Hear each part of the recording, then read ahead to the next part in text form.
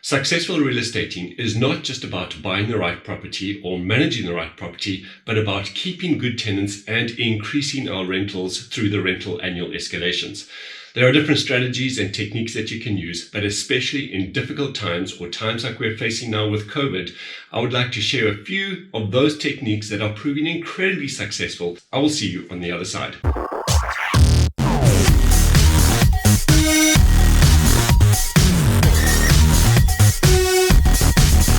The current pandemic of COVID-19, although it highlights a difficult challenge that some of us are facing in the real estate industry, what we're talking about here, which is the negotiation of a lease renewal, is applicable to general normal situations as well as any other trying situation that you may find.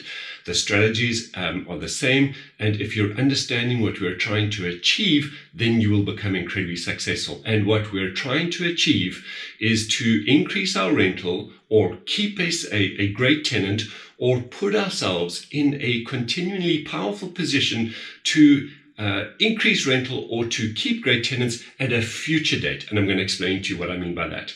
So if it's time for a rental lease renewal, we have to consider a couple of things. If you're wanting to keep a good tenant and you know that they are a good bet in a long-term scenario, then especially now with COVID, you may say that you do not want to actually increase the rental because you want to rather prioritize keeping them on increasing your rental.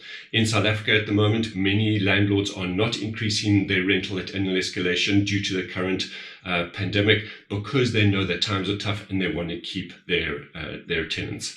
So that would be the first thing. Just to keep a tenant, you do not have annual escalation. If in a situation, like in my case and some of my properties, because our interest rates have come down and therefore we are saving money on our bonds, I am taking some of that extra capital and I'm reinvesting it into the property, increasing the security, increasing some of the amenities, increasing the services that are provided so that there's a greater benefit to the tenant. And what I'm saying is we are increasing the rental by 5% or 6% or whatever it is, but I'm wanting to show you what we're putting back into the property. And in this case, we're actually finding that if we understand the dynamics, that a tenant will always pay for the value that they perceive they're getting. So if we're going to increase the value that they perceive, then they're going to be okay. They're going to be happy with responding by paying more money for that. In this case, we had to spend a lot of money in increasing security, the fences, the boundaries, and the alarm systems in a few of the properties. And this, therefore, has actually motivated the tenant that says, this landlord has got our best interest at heart, and therefore we're okay with an increased rental. And even in this current situation of the COVID-19, they are still okay with that rental escalation. And that is because when I positioned it to them, I said, we are putting a whole lot of these new things in place in the property, and as such, we're also going to increase our rental by a certain amount. Secondly, what you could also do is you could say our general lease escalation, an annual escalation, is 10%, but due to the current pandemic, we don't think that is appropriate, so therefore we are just going to ask for a 6% increase or a 7%, whatever it is that you're actually wanting.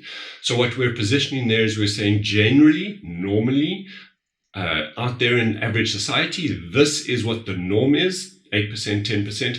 But because we don't think that is appropriate, because at the moment we know people are struggling, we're going to accept a lower rental escalation and are therefore offering you a 5% or a 6% escalation. And that way the tenant feels that you are taking their best interest into account and actually accommodating that rental escalation so that therefore they feel that you're also on their side. The other situation is if you do not want to increase your annual escalation, but you want to keep it open for negotiation at a later date. So what I found incredibly useful in this situation is you can again say our general annual escalation is 7%. At this stage, we do not feel that is appropriate, so we will maintain it at its current rent for the next 6 months and then look at increasing that or renewing it at a later date.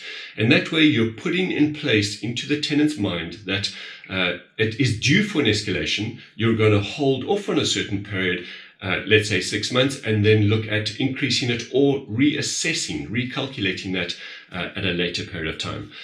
In my view, I would prefer to say the annual escalation is 7%, but for the first 6 months, we will discount that annual escalation and therefore keep it at the same amount and therefore review it in 6 months' time. Now, what that does is it's a different scenario, because I've already said the annual escalation is 6%, but we're going to discount it, which means that after the 6 months, it's going to automatically, by agreement, go up. Right? So they know that that is what the rental will be, as opposed to saying, I'll keep it now and let's look at it at an increase later on. That therefore implies that it is at this lower rate, and then we will look at increasing later on. So I have a preference to say the annual escalation is 7%, but due to COVID, we're going to keep it at the lower amount for the next 6 months, and then we'll reassess and recalculate that later on.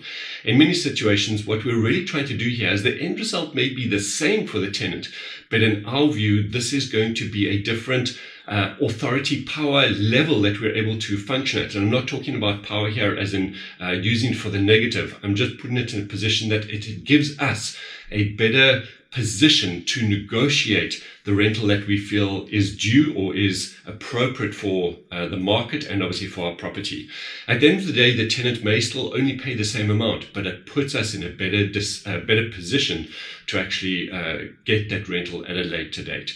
So there we go. There are certain situations that you may find are actually really useful to you. You can keep the rent as it is and just call it that. You could say general annual escalation is 10%, but we're okay to accept 7%. So therefore, it actually implies that you're coming down. You could imply that we're going to keep it the same amount and only increase it after 6 months. Or you can say we're going to increase it now, but I'm going to discount it for you for the next 6 months, and then we'll reassess. But of course, by then, it's already got the implication that it is increased, but you can negotiate that later, which although ends up being very similar for the tenant, it puts you in a much better position to achieve the rental income that you're wanting.